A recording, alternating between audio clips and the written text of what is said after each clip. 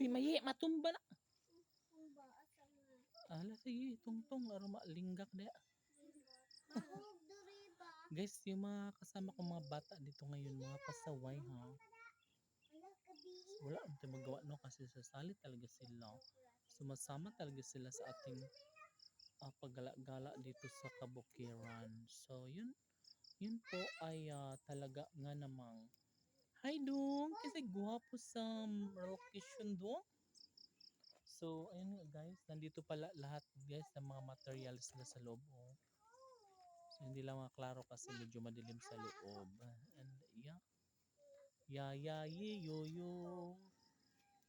Ang mga ibon naglupad-lupad giatiman sa Dios, way paglubay.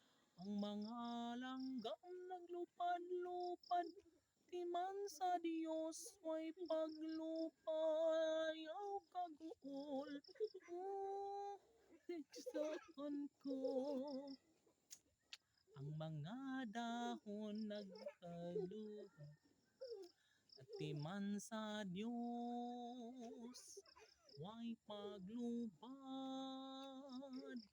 Ang mga dahon nagwawayway, timan sa Diyos, paglupad ayaw kaguol.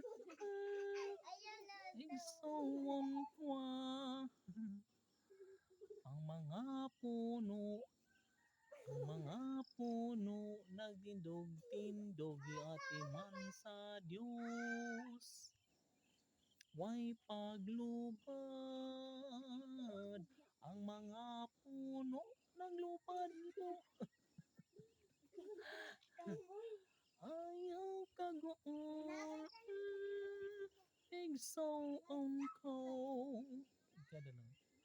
Ang mga itik galangoy-langoy giatiman sa Dios. Ha? Hain.